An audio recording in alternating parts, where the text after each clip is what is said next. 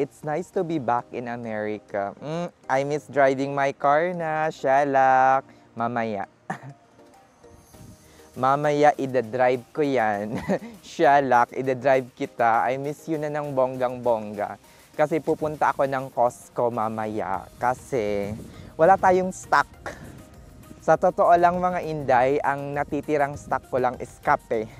Bago ako umalis, yung dinatnan ko nung dumating ako kanina, ano lang, kape lang mga beshi. So kape-kape muna tayo mga beshi at yung dates na kinain ko kanina.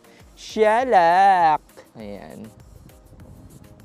Ay, nakailayo natin ng konti para hindi masyadong obvious ang ating chismis sa mukha. Ayan. Fuck, shalak! Ayan. Kakaloka. Ay, nalimutan ko yung tripod ko, so very careful ako. Baka biglang matumba dahil very sensitive pa naman ang camera ko. Ayan, kape lang yung natira sa akin, so magko-Costco ako mamaya. Usually, pagkarating ko mga beshi is that, dito, lumalabas ako dito. Muni-muni, eme. And then after that, maglalaba. Isasalang ko yung mga labahin ko bago ako mag-Costco. Para pagbalik ko, meron ng meron ng isasalang sa dryer and para ma-maximize na rin yung ating time, 'di ba? Kasi bukas, lalarga na tayo. Papasok na tayo ng 1 day and then off ng Thursday and then Friday, Saturday and then, balik na tayo sa off, Ken. Ewan natin, baka mag-ano tayo, Day, 'di ba? Baka mag-ano rin tayo, mag-overtime kasi next month, gagala at magbabakasyon din naman tayo after that. O diba? After less than 2 months. Diba? So marami din tayong pahinga after nun. So baka mag-OT-OT tayo in between.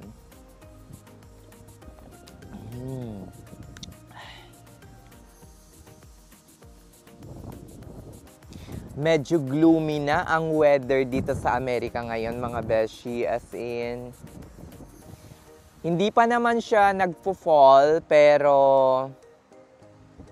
halatang halata mo na patapos na yung summer, 'di ba? Tapos na ang summer, yung mainit na panahon, medyo na siya, gloomy ng onte, 'di ba? Halatang halata mo na pa-fall na talaga ang mga yung mga dahon, malapit na talagang mag-fall. So, shalak! May nasabi lang. 'Di ba? So, pa-fall na siya, mga beshi. At malapit na naman yung taglamig, super taglamig, which is last week ng December, January, at saka February. 'Di ba? Ayan. Glaba muna tayo.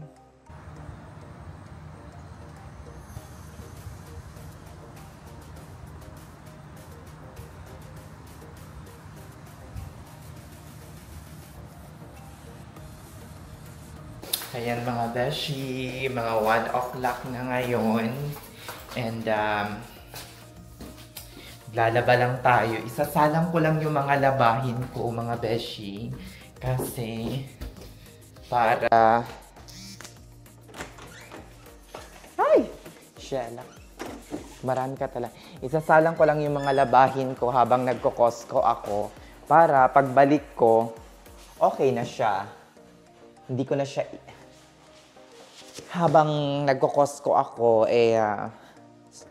naglalaba na siya or nagsa-start na yung timer. Para pagbalik ko, ida-dryer ko na lang, 'di ba? So, mas maigi yun. Para pagbalik ko, kain ng onte. And then after that, isalang ko na sa dryer. Tapos, mag-gym naman ako ng mga time na yon para ma-maximize talaga natin yung oras natin. Shala! So, sige, see you later. Ayan, balikan na lang natin mamaya, mga beshi. Yung, hindi na talaga siya kagaya ng dati, yung panahon ngayon, compare nung umalis ako. Last 2 weeks lang yun. As in, ibang-iba na.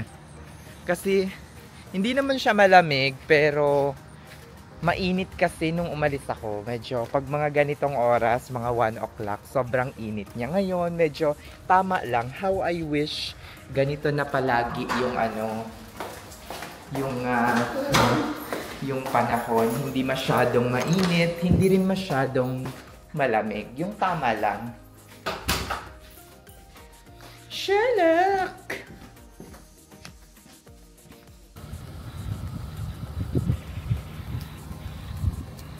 Ayan mga beshi, pinainit ko muna yung sasakyan.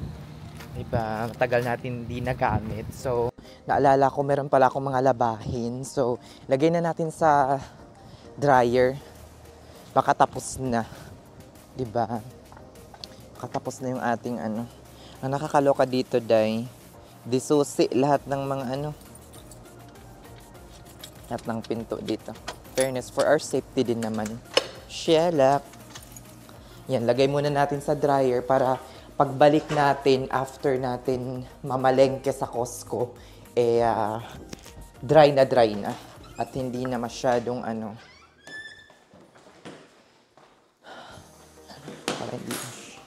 para hindi nakaano dito. Mareklamo din kaya tayo, day, no? Baka mareklamo din tayo sa ay, di tinitingnan yung mga labahin at kino-consume lahat ng oras sa mismong ano, washer. Para magamit din ng iba, diba?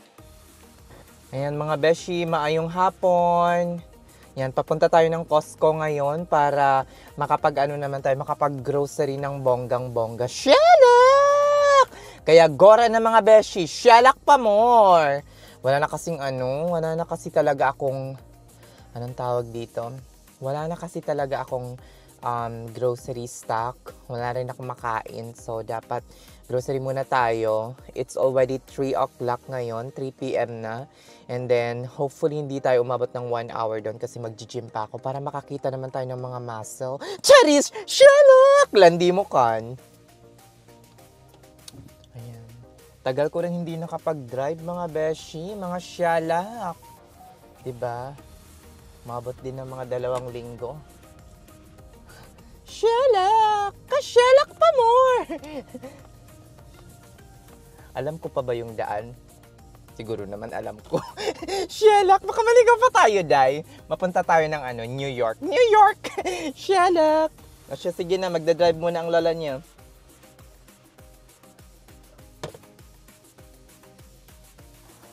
Yan, naka-close na yung ating kotse. Shelak. Yan mga beshi, nandito na ako ngayon sa Costco. Siyempre, ano pa bang gagawin natin sa Costco para kumain? Kumain at mag-ano? Siyempre, mag-grocery. Kain muna tayo kasi nagugutom ako mga shalak. Let's see kung anong makakain natin dito. Fuck! Let's go. Dara na, day. Dara na. Dara na. Ay, ilabas natin yung ano, day. Ilabas natin yung, ano natin, yung ating card. Kasi usually, tinitingnan talaga nila yan, day. O siya, sige. Balitaan ko kayo. Kapag nasa loob na ako, day. Dara na, day. Wala masyadong tao ngayon, day. Di masyadong maraming tao, shalak. Maganda na yun, day. Para di tayo masyadong, mahiya. Alam nyo naman ako, medyo nahihiya pa kung minsan, day, sa pagbablog-vlog. Uy, may parang Pilipino yun, Shalak! Sana marami tayong apam na makita dito, day. Punta muna tayo sa nuts. Yun yung first kong pinupuntahan or binibilhan na section. Hindi dito, day. Doon sa kabila siguro. Dara na, day. O dito, day. Dito yung mga nuts. Shalak. Nagmahal kaya? Ito yung binibili ko always. Yung unsalted. Usually nasa lang to $13. Cashew nuts. Yan. Fuck, shalak.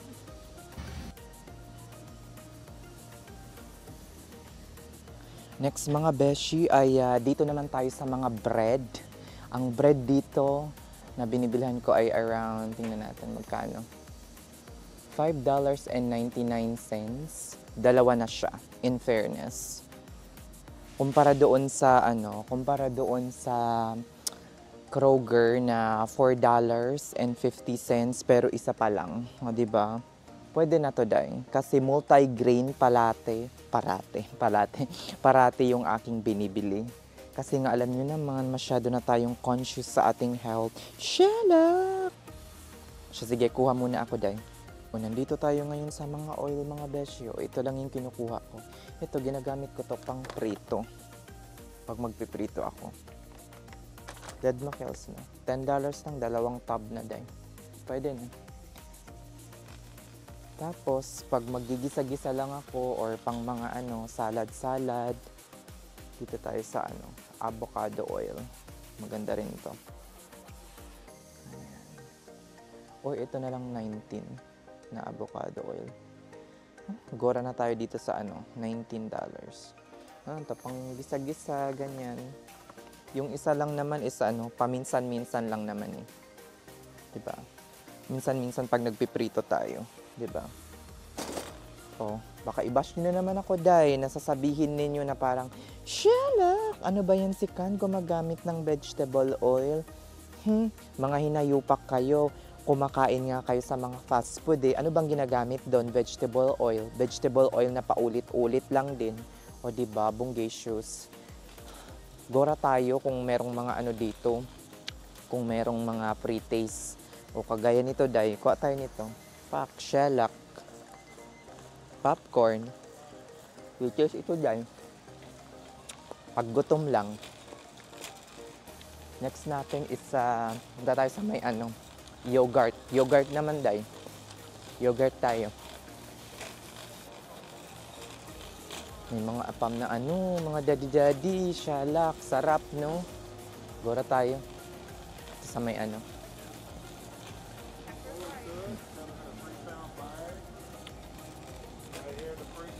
to, mga dito, day, mga frozen. Pero frozen na organic daw. Maniwala kayo, may frozen na maganda rin para sa katawan, shalak. Di ako maniwala, day, kasi for sure may mga preservative yun, day. Shalak! Yan, diretso tayo sa may mga yogurt. Ito yung parati kong binibili, guys, na Oikos. May sugar ito pero wala siyang added sugar. In short, yung tamis niya ay galing lang sa natural flavor. Usually, kumukuha ako ng dalawa. 18 ang isang box nito, mga beshi. 18 na piraso, pero nasa nasa $12 lang. O, tingnan nyo, pak, shalak. Dati lang to eh, $11 or $10.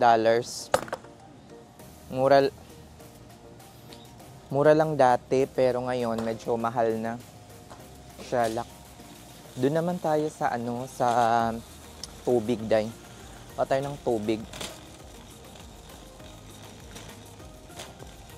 Shalak. Mga Amerikano dito walang pakialam kahit mag-vlog-vlog ka. Di ka tulad sa Pilipinas, tay, kapag nagba-vlog ka, titingnan ka. Dito wala silang pakialam sa'yo. Kahit ano pang ginagawa mong mga kaemihan. Diba?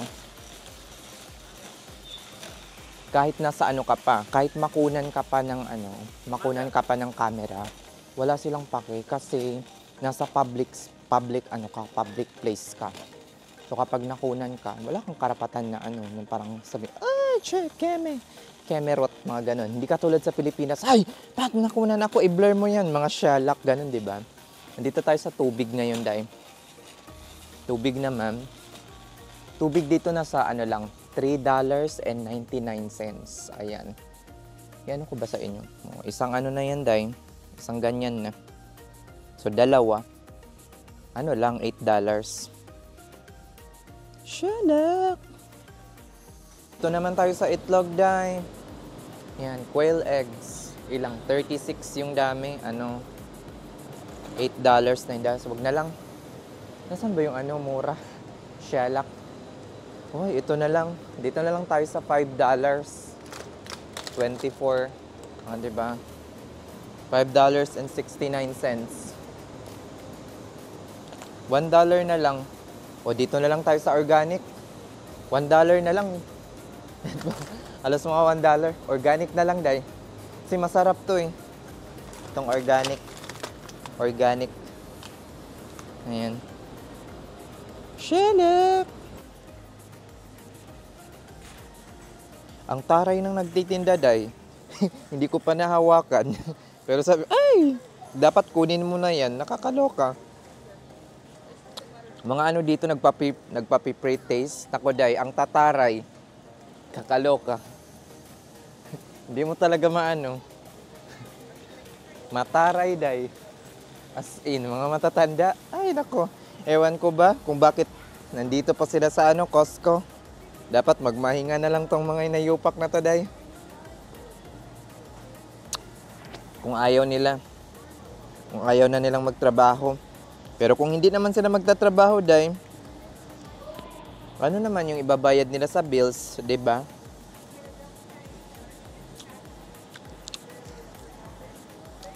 Hindi masasarap yung mga ano ngayon, yung mga pre-taste. Wala halos karne. O dito may chicken. Yan natin, wait lang. May chicken dito. Yan yung sikat na ano, rotisserie chicken. Ang sarap ng pre-taste ng chicken, day, as in. Siyempre, masarap pag ano, masarap pag libre, di ba? Sarap. Sarap, day. Pang di ako mabubusog, day. Shalak. Kuha pa tayo. Can I get one more? Thank you. Oh, di ba? Ang bait ng matanda, day. Hindi ka tulad doon sa ano. Mabubusog ata ako dito, day. Ang sarap. Halatang maraming nilagay na ano, MSG. Shalak, di ba? Pero at least libre. Wala kang babayaran, day. Yan. Nakita nyo na kung magkano yung ano, yung halaga ng mga meat dito, day. $10.99 per pound. Sabihin nyo kung sulit na. Sulit na siguro, day. Costco price eh, di ba? Costco ito eh. So, for sure, sulit na yon. Kuha tayo. Mga beshi, kumuha ako ng ano, hipon. Yung hipon, mga beshi, pag frozen nasa $5 lang. Pero kapag fresh, nasa ano siya, nasa $10. So, half. So, frozen na lang yung kinuha ko, day, kasi may lasa naman ang frozen. Kasi hindi naman tinanggal yung ulo eh. So, may lasa pa yan. Ito mga salmon, ang mamahal, beshi. Tingnan nyo, oh. Mahal ya, day. Pero, dead man na. Keme. Di naman tayo bibili. Shalak. O, ayan. Meron squash dito, day. Tapos, meron ding ano, slice na mango. $10, day. Sulit kaya to? Parang ang mahal, day. Wag na lang. Shalak. Parang hindi naman sulit. Prutas na lang, day. I think nabili ko na lahat ng mga ano ko, day. Lahat ng mga kailangan ko. Apam na lang ang hindi nasisecure, day. Shalak. Wala na ata akong nabili. Nakuha ko na ata lahat ng kailangan ko, day. Shalak. So kapag wala na tayong ano, bibilhin, wala na tayong bibilhin, dapat lumayas na tayo, day. Kasi baka kung ano-ano pa yung mabili natin.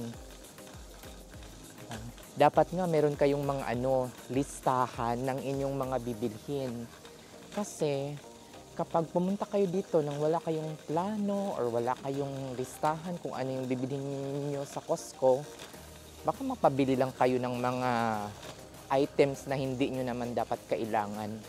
Kasi dito marami talagang maraming ways para mabudol kayo, day. Kasi nga lahat dito wholesale. Lahat ng mga bilihin dito ay mas mura compare sa compare sa ibang mga tindahan. So if I were you, kapag pumunta kayo ng Costco, dapat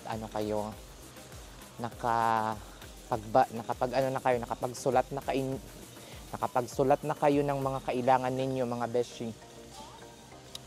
Hindi yung tsaka pa lang kayo nandito, tsaka pa lang kayo mag-decide kung ano yung bibilhin ninyo. Ayan. Kung ano man akong bibiling vitamins, tingin tayo doon sa kasi wala na akong deodorant. Let's see.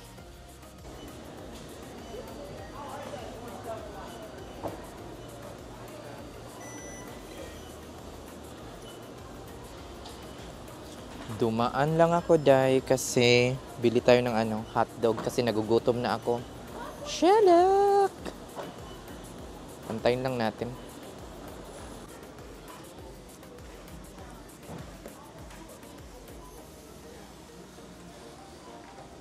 Ayan. Nag-decide ako mga beshi na dito na lang ako dahil kakain. Kasi nagugutom na ako.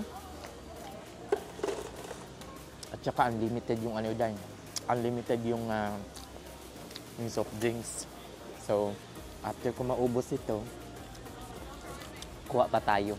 Lemonade naman sugar free. Hindi masyado matamis. At saka nagutom na rin ako dahil alam niyo naman hindi ako naka-breakfast kanina. Kasi nga, wala na tayong stock dahil. At saka maaga pa naman. Oras na. 4 pa. Meron pa tayong time. Wala akong nakitang apam dito dahil. Wala masyado. Ayan, bongga. Bonggacious, shalak. O siya, sige dahil. Tapusin ko muna itong kinakain ko. Nga pala, lang to? $1.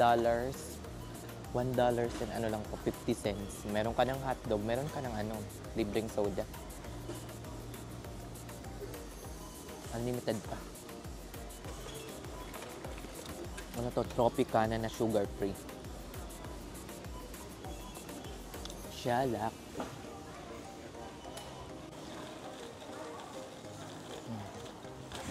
Yan, tapos na ako mag-grocery day. Malingaw na naman ako nito, nakakahanap ng day. Kakahanap ng sasakyan ko day. Shalak. Ito talaga yung problema ko day. Kada labas ko ng Costco. Kung paano ko hahanapin kung saan ko ipinark yung sasakyan ko, mga beshi. Shalak. Saan na naman kaya day? Ay, sana mahanap natin agad mga beshi. Kasi dito ako nahihirapan as always. Shalak! Dara na day. Ang layo ko pa naman mag-park. Doon ako sa may dulong-dulo. Shalak. Shalak! Na-load ko na lahat ng mga ng mga grocery natin. So, Goralicious na tayo mga beshi. Dara na day! Shalak! See you sa bahay mga shalak.